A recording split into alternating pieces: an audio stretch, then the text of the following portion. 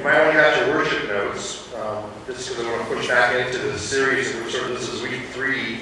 And you remember, calling the series Kainos, just to help you understand some Greek, just to show that I can have a chance in Greek too. It's just a Greek word that simply means new. And part of what we're looking at this morning and where we've been the last couple of weeks, and so I want to remind you just a little bit, if you look at your notes there, is I want to try to unpack something that has to do with, and it was even in the hymn we sang this morning that Bob Meese had picked for his service of celebration.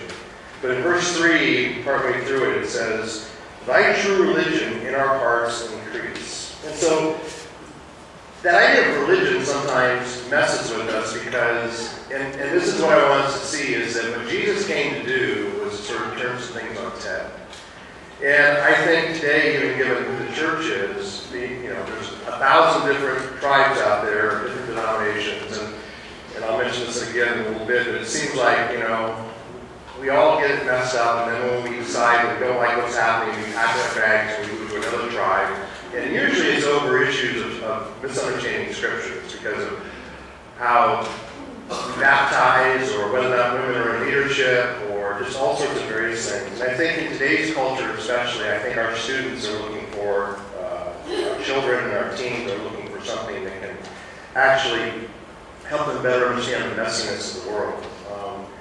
Because our religion, really at the end of the day, is a powerful thing, but I also think it can be dangerous. And I want to begin with this statement, because our religion is somehow our spiritual journey is into who we are, our psyches, our consciousness, and I have it there on your handout. Our consciousness determine religious realities, whether they reflect reality or not. I mean, if you think about that, if you think about what's going on in Syria and Iraq, just the messiness is there. It's being driven by a person's understanding of what they think religion ought to be, and yet what that's causing in terms of others being persecuted. It's an incredible thing that we, even as we sit on the end of this week of the 4th of July, celebrating our independence over 200 years as a nation, the messiness that means. And if you think about it, actually, somebody I saw, I don't know if you're aware of this, it's actually, they actually call the 4th of July Presbyterian Rebellion Day. Are you aware of that? Because the majority of the framers were Presbyterians, and because of how England viewed that, they talked about on the shores of England, in London, in the Parliament, it's like these crazy, the king and all was not happy that the doggone Presbyterians had, John Hancock and others had sort of rebelled, almost in a treasonous sort of way. But you see, the thing is that Jesus taught something that was radically different. And again, we talked about it a couple weeks ago, and I want to just re-emphasize it. It's this idea called the temple model. And it's not just something that Christians embraced. Actually, early the Hebrew church, the Hebrews, the Israelites embraced it, but even ancient religions embraced this idea of the temple. There was a place that was sacred, space, literally ground that was sacred. And then there was a sacred text that those sacred places held that was sort of there for folks to read. And that most of the time, and almost every time, there's sacred men who read those texts in those sacred places to their people. And I think there's a controlling factor there that isn't all that healthy if you think again about what's going on in the world around us. And there's these sincere followers who listen to the sacred men who read these sacred texts in these sacred places. But again, Jesus came to sort of turn it all on its head and make something new, if you will. So I want to tease out a little bit of what Jesus really wanted. There I have the word new, and what Jesus came is we call it the new covenant, the New Testament. This idea that something, the sacrificial system was done away with. And actually, if you remember a couple weeks ago we talked about it, it was actually this verse from Paul that where this idea that even Jesus, he's quoting Jesus, where Jesus says, okay, I'm going to sum up all 630 laws in one simple understanding. Love God and love others. And so even the idea of helping the children see that random act of kindness of actually buying somebody's groceries is one way. And we do that here. You think about the Project 5000, things we do even at Christmas time. So I guess my question is, we all for the fun of it here, you sort of know this tune, I think. You can name it in 3 bars.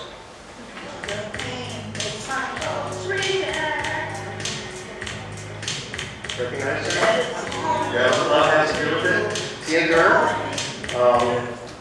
Yeah, so, what does love have to do with it? What does love have to do with buying groceries? Or what does love have to do with us as a church and our community? The space we have. And you remember a couple weeks ago, we looked at this idea that the word sort of got messed up in the translation, is that as they translated the Bible, actually, it was William Tyndale, they translated the Greek word ecclesia, which was supposed to mean simply a gathering.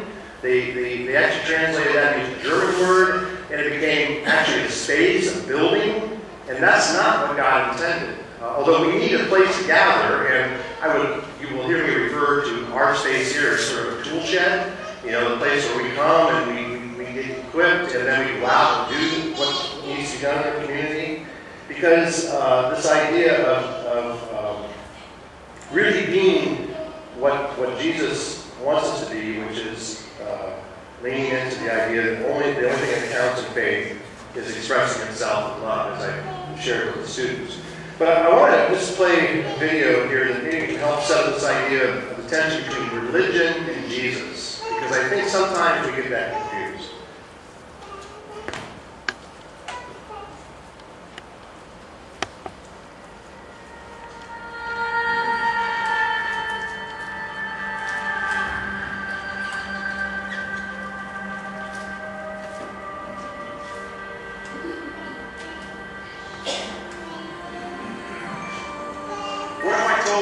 Jesus came to abolish religion. What if I told you voting Republican really wasn't his mission? What if I told you Republican doesn't automatically mean Christian, and just because you call some people blind doesn't automatically give you vision? If religion is so great, why does it start so many wars? Why does it build huge churches or fails to feed the poor? Tell single moms God doesn't love them if they've ever had a divorce, but in the Old Testament, God actually calls religious people whores.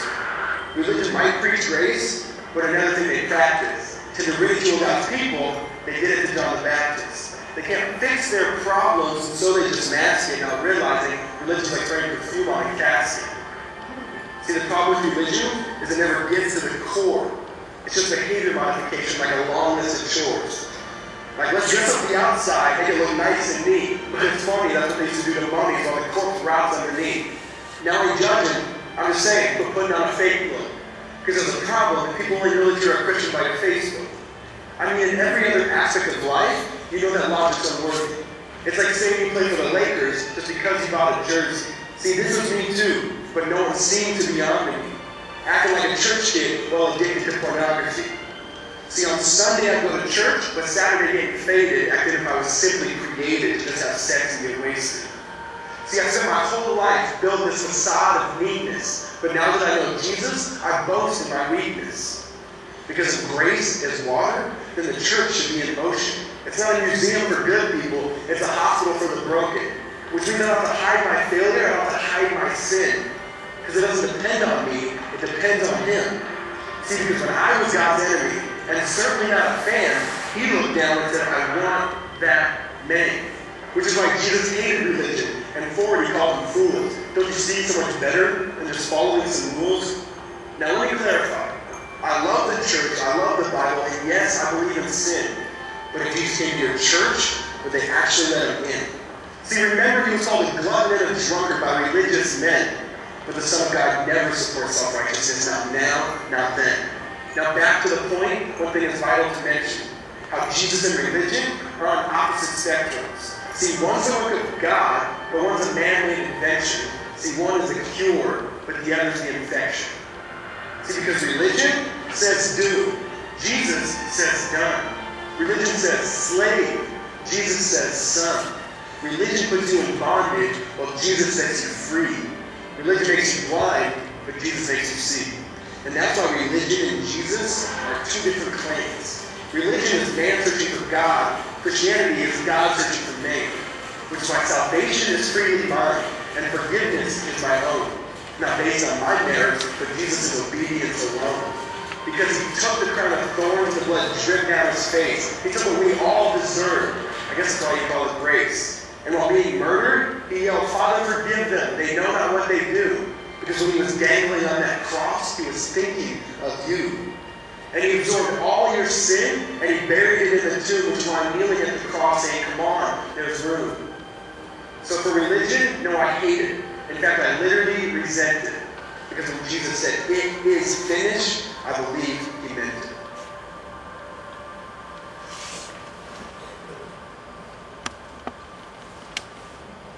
So I don't know if that helps you a little bit understand better this idea that we talk about our religion, but there's something deeper there, especially when we talk about what it means to love Jesus.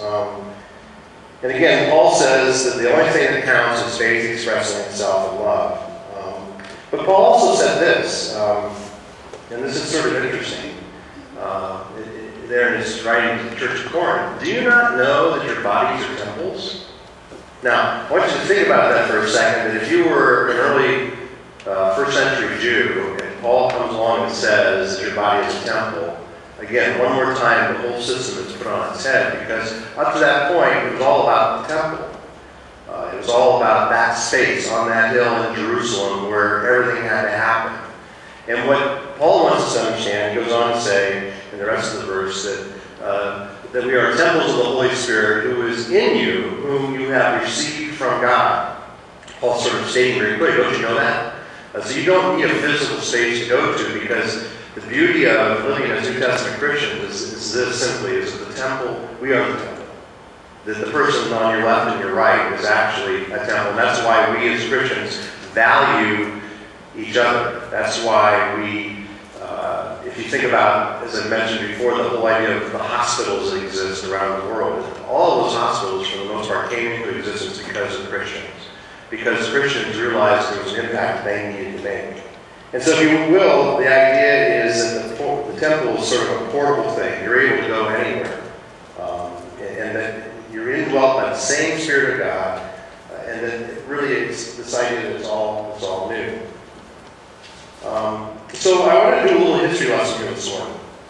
Just because I want us to walk through, we're going to blow through from the early century church up until the present time, just to give an idea of just an understanding of where we got things, I think, a little complicated. And I think this is true about us. I mean, if you think about those of us that call ourselves Christ followers, it's how we love one another. It's how we care for one another. It's how we forgive each other. And truly, Christians are not afraid of death because we know that there's a larger story. And you got to remember that the early church, they didn't have Bibles. All they had were written letters. And actually, they didn't even have those for the most part. They had stories that they told each other. And so if we begin with the AD 70, it's interesting that I think God almost put a punctuation mark on history where the temple in Jerusalem was destroyed. Literally, the physical temple was wiped out. Because you see, and what's interesting is Jesus said he came not to abolish the law, but to fulfill it. That fulfilling was actually in the context of loving God first and then loving others. Then a few hundred years later, we have Constantine come on the stage. And Constantine, actually, he was an emperor, and he had this vision, and this is a great picture of it. He actually saw a sign in the heavens. I don't know if you can see it. It was a red cross. And he literally took that as being the vision, simply said this, is that in this sign, conquer. And so beginning in 312 AD, Christians went out and just began to rape and pillage because they thought the cross gave them permission. And they actually went after Jews in the 300s and 400s. We have the first great crusades where we literally on our pursuit of going to Jerusalem, they laid waste to Europe and to the Middle East. And all in the pursuit of Christianity, all in pursuit of this idea of what we sometimes call, if you understand history, it's called the Holy Roman Empire. But I would suggest that there was nothing holy about it. It was empire, and it was Roman, but it was nothing in terms of seeking God.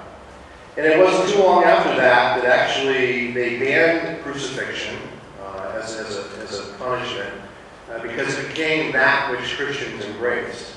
But what I want us to see is that what happens next is the simple idea that this is where it gets messy, is that Christianity went from being a persecuted minority to an empowered majority. And even that wasn't a good thing, necessarily. Because we misunderstood, if you will, even the messiness of the Crusades, that somehow empire got wrapped into our Christian faith, and there were a lot of things done under the auspices of Christianity, of this true religion, that is not what God intended. So Christianity became inseparable, and there became these new sacred spaces, these new sacred men, these new sacred texts. Now, I want to jump into there was this controversy that came about called the Arian controversy. And basically, the question that was being wrestled, and I'm sure you've thought about this, probably not. This idea, Arius basically said that Jesus' divinity didn't happen to him until after he was born. It was actually something that God placed on him after his birth. Whereas there was this other guy who wasn't a Christ follower too, who said that his name was Athanasius, and he basically said, no, Jesus was born divine. The child that was in Mary's womb, was actually birthed on Christmas morning, was as much God as it was man. And so there was this huge debate, and actually Constantine brought together a council, and it was a creedal church, which the Presbyterian Church is. We have the Nicene Creed, or the Apostles' Creed, that we use as part of our worship. But the problem with that is that both of those creeds, many of the creeds, don't talk about really about our behaviors. And the reason they didn't is because the emperors were sort of bad guys, and the emperors were the ones that were making these councils come together, the Council of Nicaea and others. So it became even messier because there wasn't any real talk of love. Because again, there was this messy understanding that the emperors had. And it had nothing to do with our behaviors. And truthfully, in those early days, no one was ever arrested for loving too much. They were arrested because their view politically, theologically, didn't agree with the emperor, and so they were put in jail. And so the sacred men, once again, became the gatekeepers of heaven and hell, and suddenly things were withheld. In fact, we got almost into the Reformation. Pope Urban sent out another crusade in which he promised to the Crusaders the remission of sins. And again, they went out and raped and pillaged, did all these things because they thought they had permission to do it, because also they thought that their sins were going to be covered. And that has nothing to do with love, if you will. So the temple model, once again, was back, but it was a Christian version. And the only thing that sort of saved the time during the 13 and 1400s was the monastics, the monks, who actually understood there was this life of piety and this life of celibacy that they leaned into. I'm glad they didn't lean into it too long, because celibacy, we would be here. But, so we get to 1517, and then that's the Reformation. And in the Reformation, we have Luther, Martin Luther, the guys down the street, the other church, who was excommunicated. And he was excommunicated because Luther actually from the church in Wittenberg. And remember, we were all one church up to this time. I mean, there was one Catholic church, small c, and we were all part of that. And Luther condemned the idea that you could pay for someone else's passage to heaven, because that's not the way the Scripture story works. And then we stood into these great traditional understandings that we have as Presbyterians, that we embrace this idea of sola fide, the idea that we are saved by faith alone, fide. That's not anything we bring, only to Christ's cross that we cling. And then this idea of sola scriptura, that we're not going to look to the Pope to give us understanding. We're actually going to look to the Word of God, to the written Word of God. Or now in today's view of time, it's actually technologically available to us. But the problem that happened there is that again, the Catholic, the Church held on to the Scriptures, and where it all broke apart was the printing press. And once the Bible became available to the common person, then all of a sudden things changed in a radical way, and so we have, hence why the King of England would call the Presbyterians, or the 4th of July, the Presbyterian Rebellion, that we understood there was a freedom that we had as free citizens that didn't come from anything other than from God. And that even our country, this great land that we are citizens of, that was a country that was based upon certain unalienable rights that we talked about last week as we celebrated the 4th of July. These truths that we hold to be self-evident, that all men are created equal. And we realize, too, that even at that time, is that, in the midst of that framing of those great men and what they did in Philadelphia, we still had slaveholders. And yet, the messiness of slaveholders was actually greater than, Africans were holding Africans enslaved. And actually, it was Africans who were selling their brothers and sisters in slavery. But it's interesting, Luther says this, a simple layman armed with Scripture is greater than the mighty spoke without it. A simple layman armed with Scripture is greater than the mighty spoke without it. And so what ends up happening is that the Bible becomes a weapon like a Pope, but just in a different way. And then, like I said earlier, we end up with this messiness of 1,000 different denominations because we have a different view of Scripture. Literally, it's sort of an American thing. In fact, I can remember in Kenya, I was asked, why are there so many different churches in America? And it's like, yeah, we just don't know how to get along. Because literally, you have the church, you have the Brethren Church in Ashland, and then you have Grace Brethren in Winona Lake. And they, at one time, decades ago, were part of the same kingdom, but because of some issue over children's baptism, they split. And I just don't know that that's a good testimony to who God is and what He desires for us, because we allow our sacred texts read by sacred men in sacred places to sort of divide us as opposed to understanding. And actually what ends up happening is Protestants have been beating people over the head literally ever since.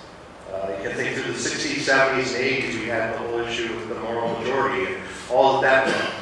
And yet I want to suggest that one of the reasons why we're in the mess that we're in is because we don't understand the simple concept that Paul laid out to us, is that we're supposed to just simply love. And it's not just this sort of gushy kind of feeling that's sentimental, but actually that we love each other because there's a God in heaven who we love, and He wants us to be in connection with each other in that regards. And so I want us to think about this for a second. Literally, love lost. Even now, love, the idea of love is a convoluted understanding. And if you think about it this way, let's think about Jesus sitting, looking over the threshold of heaven down in, and He's got the apostles there, and He's going, I don't know how they didn't get it. When He looks at us and the messiness of our lives, and He says, I even wash their stinking feet, literally, and they don't get it. They don't get it. If you think about the 2,000 years that we've had to push through of messiness, and Jesus basically said this, and He said it was very simple. All they have to do is understand one thing. Jesus says, as I have loved you, so must you love one another. By this everyone will know that you are my disciples. You love one another. But what's interesting, imagine Paul coming up and saying, hey, look, I actually wrote it down for them. Not only did you say it to them, Jesus, but Paul says, look, I actually wrote and told them, and we've seen this verse before, Paul says, look, the only thing that counts is faith expressing itself in love. And then comes along Apostle Peter, and I'm not quite sure this really is going to happen, but Peter comes along with the conversation, and he says, have you seen what they built for me, Jesus? You got sort of all this stuff. Have you seen the basilica and the things that they've done? And here's the church. Have you seen what they've done for me? And yet Peter says in his understanding this, he's like, have sincere love for each other, love one another deeply from the heart. So how could something that was so clear get messed up?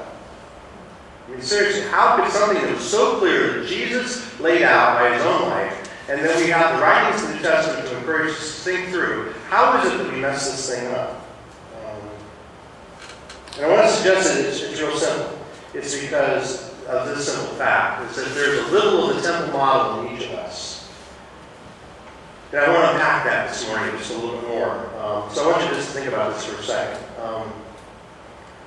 We sometimes hold on to things that we're not supposed to hold on to, both individually and corporately. Have you ever wondered, think about this, have you ever wondered how close to sin you can get without sinning? I know the adults probably haven't thought about that, so it's only the children. But seriously, have we ever thought about how far, in actuality, when I would teach students about dating and relationships. So the question I always would get was, how far is too far in a relationship before you're married? And what's really behind that question is really, God, how far can I step up to the edge and look at it before it impacts me? And you see, that's a temple model thing, because that's an understanding that somehow I have to measure up in a certain way. So I want to make sure that I don't go that close, so I'll go this close, so that the sin doesn't really impact my life. Or how about this? Have you ever felt guiltier for missing church than how you treated another person? Have you ever felt guiltier for missing church than how you treated another person? You know, it's interesting that when we hear Jesus talk about, you know, our relationship with each other, and he says, you know, if you come to give alms at the church, to the temple, and your relationship with your brother or sister isn't right, then you need to take care of that. Which basically God's saying, look, this is okay. This is already accomplished. You've got to figure out this relational piece, because that's the place where it gets messed up. Or how about this? And I've had this conversation recently with somebody. You know, have you ever feared the eternal destiny of your child based on their baptism, whether or not they were baptized? Have you ever wondered, or your grandchild or a friend's child?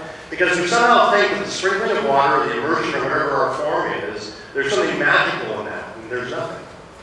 It's an act that we give out of obedience. There's nothing to it, because, again, we cling to the cross of Christ.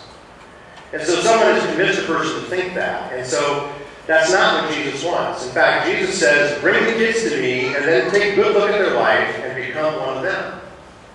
We talked about this a couple weeks ago. We talked about the marvels, being parents. He said, why is it that Jesus sort of says, you know, this is what he says, become like a child. And so what I'm laying out for each of us is, I want us to wrestle through, even in this time of summer, what does this look like as we begin a journey towards celebrating our 200th anniversary here in Manchester?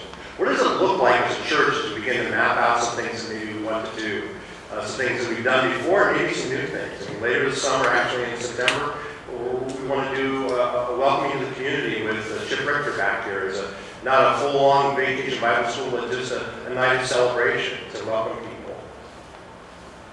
How about this? Have you ever failed morally?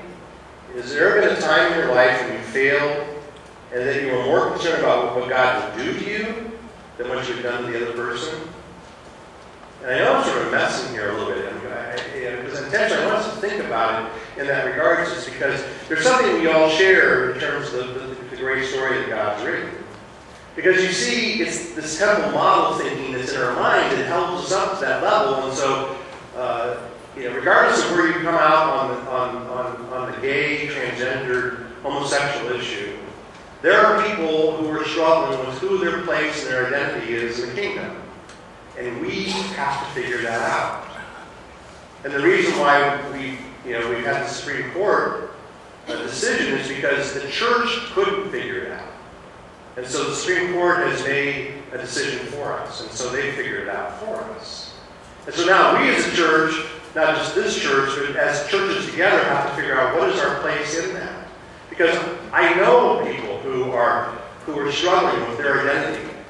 But like the program that Abby went on called Chrysalis, one of the things on the Chrysalis slide is they do two different talks. There's 15 talks. Two of the talks, one talk is a marriage talk, where a husband and wife come in and share with the teens in the room about what marriage is in the context of God's kingdom. And they also have a single life person come in and talk about somebody who is either single by choice, by celibacy, or by divorce, or just has not been married yet.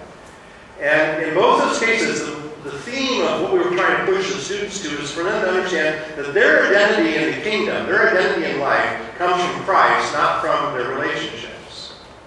And the same is true in terms of who we are as men and women.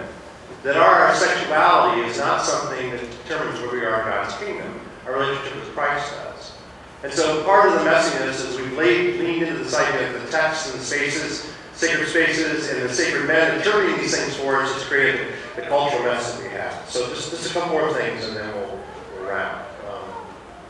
Do you believe there is some kind of ritual that makes you right with God? Is there some kind of magic prayer that will make you right with God? In fact, it's interesting, Constantine, as emperor, he became a Christ follower, but he didn't get baptized until he was literally dying on his deathbed. Because he wanted to make sure whatever sins he had transgressed, they were going to be covered by his baptism. See, that's temple model thinking. And how about this final one? Do other people's sins make you feel morally superior? Well, I'm not like them. I don't make those kinds of choices. But yet we as Christ followers know that they're by the grace of God with each of us.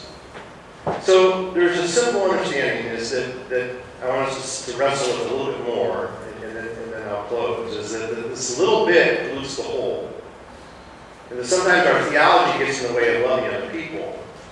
You know, what would the world be like if we got up every morning and lived like God is fine with me, there's nothing I have to do, and now I have to find out how to get along with others. But that's my task today. This is already been accomplished. If I love Jesus, he's already established it for me. Then the rest of the details is how do I lean into my relationship with each other? And it comes down to the simple understanding that we call the gospel. And I just want to point to this, that Jesus died for you. Jesus said the entire law hangs on loving God and loving others. And when we aren't sure what to do, then the question we ought to ask ourselves, and you ought to write this down, is what does love require of me? What does love require for me today? As a man, as a husband, as a father, as a pastor, and for you, what does it require for you? Because I want you to see it, it's really these last two words, is that Jesus died for you. In other words, he is for you.